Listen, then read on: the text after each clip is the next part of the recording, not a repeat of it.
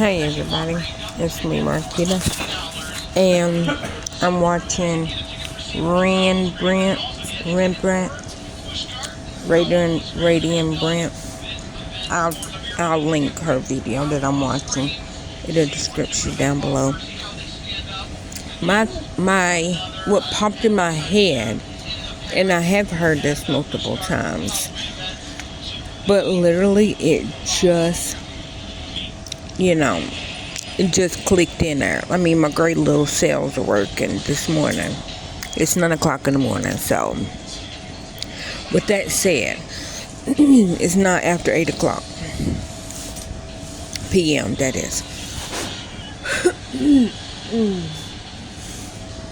My thing that just popped in my head is she just said that Kevin Frankie was like, what y'all call abusive is what mental health professionals, basically told us to do. Okay. And somebody else probably already linked this path, but literally it just linked in my head.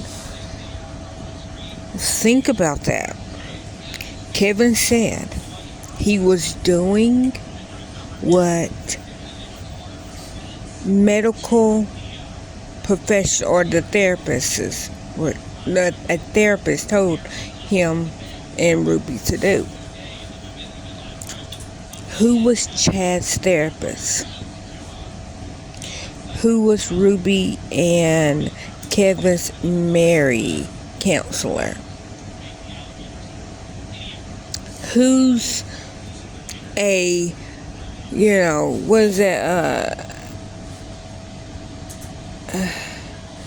not hero, woman hater. I'm just trying to think of the Little Rascal thing. Gary, what's that saying on Little Rascal? What's the name of their club? Woman haters. I don't remember the club. Woman hater club, I think. Yeah, So who is the leader of the he woman or the Shira man hating club? I give you one clue. It was Jody and all three. Jody was Chad's therapist. So if Kevin is being truthful, Jody's the one that told him and Ruby, send Chad to that wilderness camp. Jody is the one that told Kevin and Frankie, and that's not Kevin and Frankie, Kevin and Ruby to just live apart. We know that Jody hates men, and it could be for many different reasons, just my opinion. Maybe she's asexual, and I'm not labeling her, I'm not throwing that out, and I'm not saying that all asexual people are like this. But let's say that she's asexual, and because she grew up in a household, I'm not going to say religion because I'm not blaming this on everybody. But she grew up, repressed. And like I said, disclaimer, I don't know what I'm talking about. I'm just assuming. And my biggest pet peeve, when you assume you're an ass. And guess what? I'm an ass. Okay, so since that disclaimer's out of, on the side, let me finish what I was saying. So, sorry, excuse me. So she grew up repressed, which I know that Ruby did, based on certain things that she said and that she does. So let's say that Jody grew up repressed, where you're not allowed to say that you like anybody, female or male, same sex or opposite sex. A second thing is she might have been like, you know what, I don't like you, meaning, and I'm gonna say this as Jody's side, but this also goes for Ruby's side. This also goes for Kevin's side. So you just insert whoever. So I'm gonna say it in first person as if it's me. I don't like you, man or female, because what? Hold on. This is art. Let me see. Oh, that's pretty. That is beautiful. Okay, so I don't like you, person, same sex, opposite sex.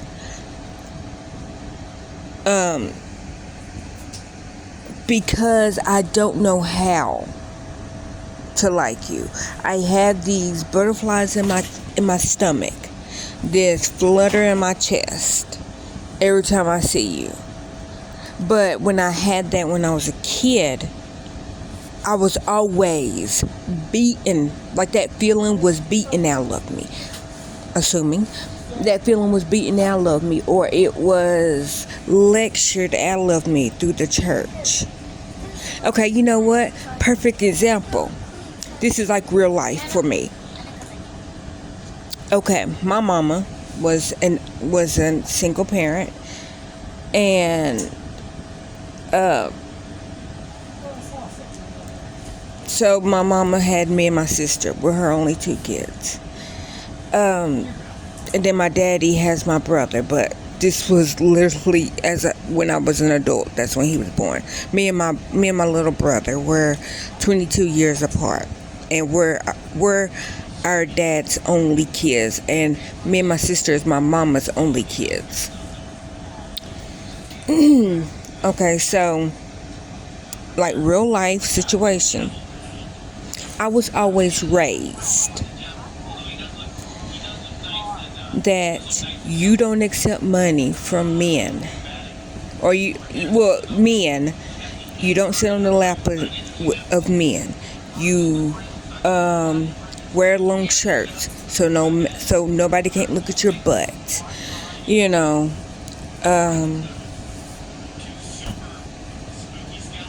What else? Basically, you don't accept money from men, and you don't sit on men's lap. Okay, so me growing up,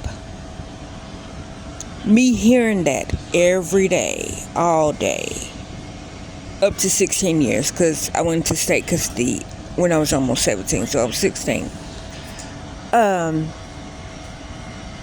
So me hearing that every day for 16 years, me being raised like that, that's what's in my head. Still to this day, and I'm 39. I'll be 40 in November, and it right now in September, so I'm still 39. Okay, so that was drilled in my head. That was drilled in my head. As soon as I turned 18, or not when I turned 18, as soon as I graduated high school, let me say that, because I was 18. When I was 18, had my own apartment, was in college. You know, my college only lasted 3 months. Yeah, I graduated. You know, but that's how long that it was. Like, I didn't just go to college for 3 months. It only lasted for 3 months. You know, from beginning to end. It was a technical college, but that's not important. So I had my own apartment. I was in college. Got back with my mama. And I think I might have been talking to this one dude, or I don't remember if I'm pretty sure we were dating at that time. But anyway, so my first like serious relationship, because I was drilled and told not to accept anything and to be basically like to be closed up. I don't know how to say it. As soon as I turned 18 and I paid my own bills. I don't like asking for anything. I don't like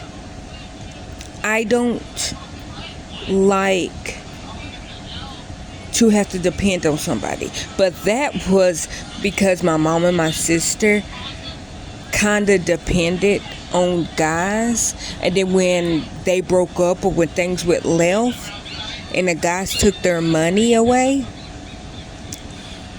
they suffered. But so me seeing that growing up, me having it drilled in my head, don't take money from men, don't take money from men. As soon as I hit 18, I paid my own bills. I paid my own rent, my lights. It wasn't that much.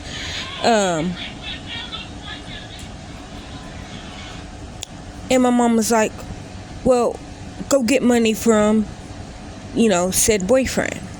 And I'm like, why would I go get money from him? He's a man. Like, I didn't say he's a man, but, I mean, why would I ask him for money? Like, and I know that it's like, oh, well, she meant as a kid, yeah. But when you try to be an obedient child and you try to follow the rules, because that's the type of person I am, I try to follow the rules. I think I'm a touch on the spectrum. My diagnosis, not being diagnosed with that. This is self-diagnosis. So I feel like because I have always tried to live the straight and narrow, I'm still living the straight and narrow. Like, I don't drink and smoke, but it's not because I think that's morally wrong. It's because my mama and my sister, I can add her in now. But my mama and my sister are narcissistic alcoholics. And before you say, well, how did your sister basically get on the same level as your mama? Yeah, because it's the situation like two kids are raised in the same house and the same thing is done to both of them. One goes one way, the other one might go the other way. That's how me and my sister is. It was drilled in our head. Do not accept money from men. Do not sit on men's lap. Basically be modest. But soon as my sister became a teenager, she's like, okay, I want to wear these short shorts. I want to wear these halter tops. I, with the total opposite. I want to wear a big jacket or a big coat. I want to be covered up. Cut to right now in our life. My sister will, dress in what I call promiscuous. Is she likes showing her arms. She likes, her butt, because she'll wear just a regular shirt. So and my sister, she's not an ugly person. She's very beautiful and in famous words, built like a brick house. Me, I'm built like a bag of freaking potatoes. But I'm okay with that. I like being fat. I like being modest because I am extremely modest. So my sister heard, do not accept money from men. But then, and to dress modesty and to do all this, and my sister was like, okay, so when I'm become a teenager, I'm gonna start wearing short shorts. Me, I went to wearing pants. My sister got a boyfriend and he wanted to buy her the world. And she accepted that. Me, I'm the total opposite. Met a guy and it's like, no, I'm very independent. I don't want you to buy me anything. I don't want basically for us to split anything. Now it's different now that I have the two girls, and me and Gary, we split everything down the middle. But from 18 to 30, I was literally the person that was like, if a bill needs to be paid, I would pay it.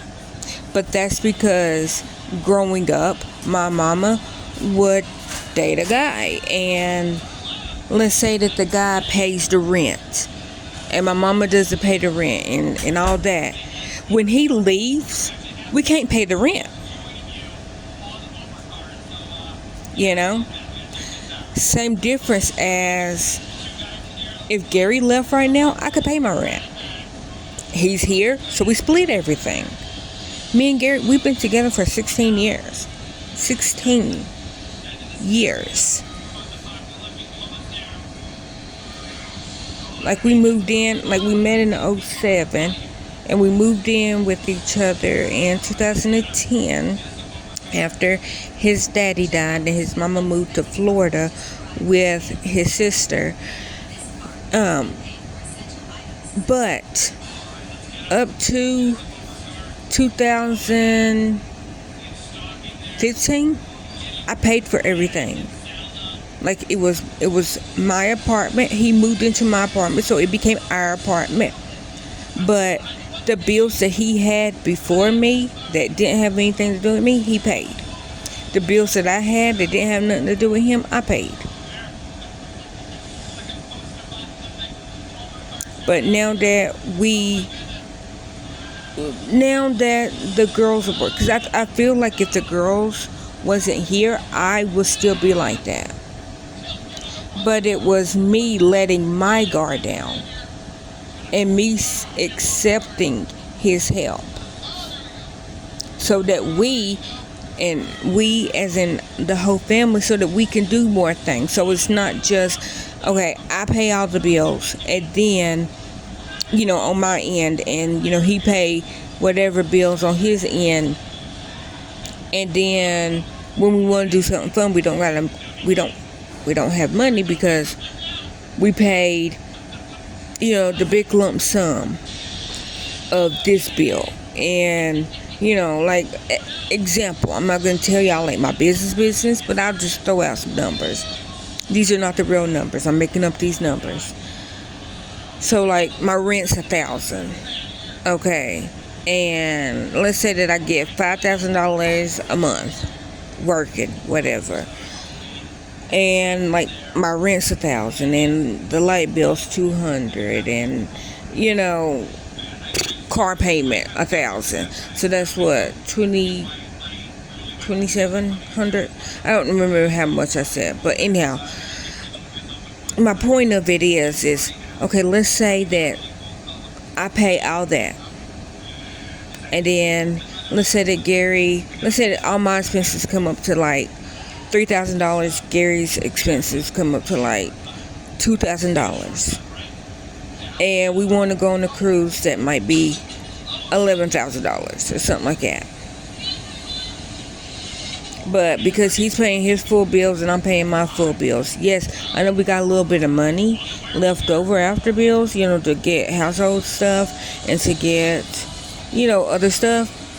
But it's not like it is. Like, it's not like, okay, well, rent's $1,000, so you pay $500, I pay $500.